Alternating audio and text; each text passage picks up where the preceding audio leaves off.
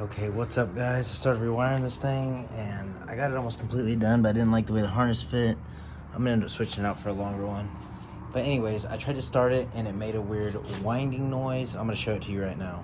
And I'm gonna go ahead and tell you what it is. It's actually a broken starter chain that's located right here inside the straighter cover, but I'm gonna show you what it sounds like right now. It almost sounds like a broken timing chain on a car, but listen.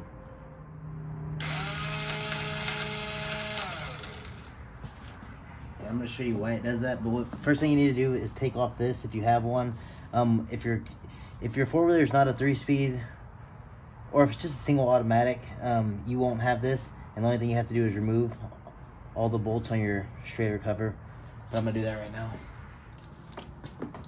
Make sure if you have any grounds on these bolts, which you probably will, make sure you put those back in the same location.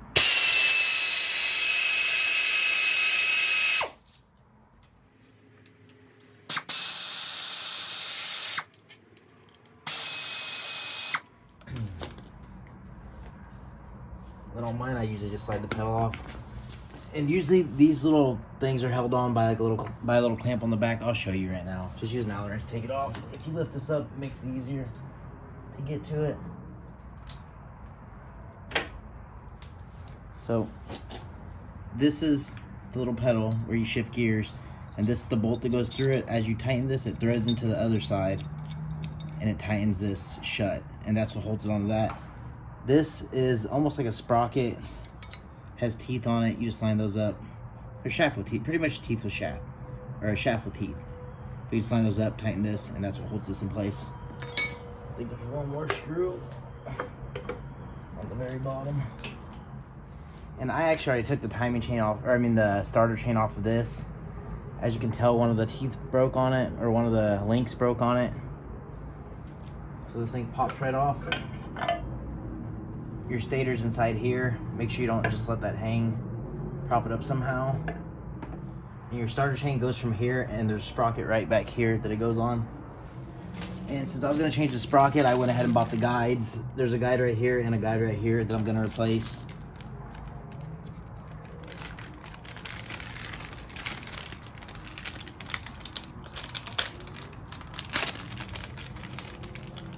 These are the two guides. Change right here. Anyways, these guides slide right out on both sides. Two guides. These don't look bad. They actually look fairly new, but since I was replacing the chain, I figured why not replace the guides. And then just slide those right back into place. And they're not always symmetrical, so make sure they're going in the right way. But I think I'm gonna leave this one off until I put the chain on. Chain's fairly simple. Just slide it around this and slide it on all the teeth going over. Okay, and once you have the timing over the bottom, or the chain over the bottom, you're gonna have to remove this starter so it gives a little bit of leeway. Or I guess you could remove, if you remove the starter, it's gonna make that loose so it drops down, picks up. But I think on this one you can actually just remove the sprocket, and that's how you can put it on. But there's a little but typically you would just remove the starter would drop loose a little bit, and that's how you slide the chain on the top. But this one actually, I forgot what they're called. It's like not a cotter pin. God dang it. I'll show you it.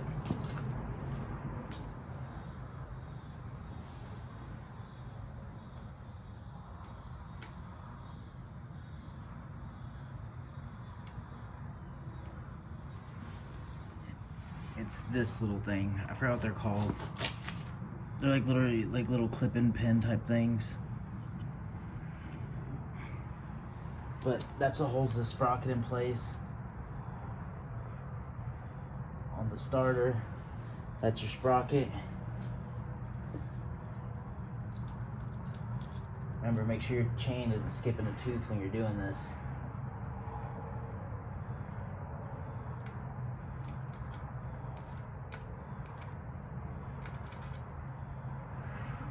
Make sure you put your sprocket on the same way you took it off. And then once you have those in place, put your last guide back into place. this. Just like this, I believe. Yeah. So the top end. And that's just gonna keep chain on your tension. Tension on your chain. And then put your little clip back. And you'll hear that set into place. That thing should not come off. There's literally a groove that those set into.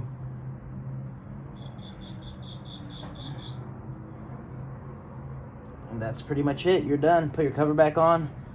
Put your shifter back on. And you're done.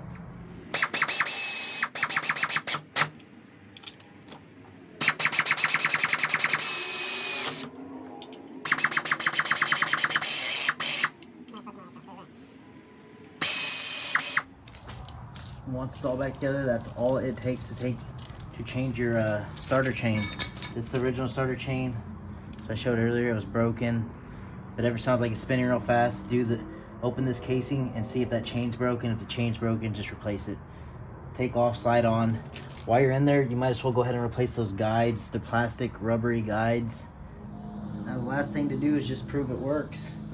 So I'm gonna hit the brake, turn it on.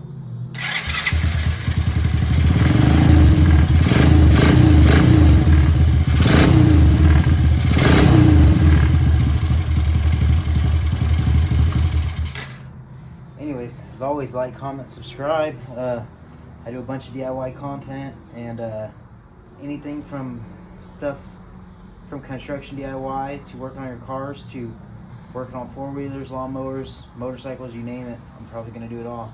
Thanks, guys. I'm out.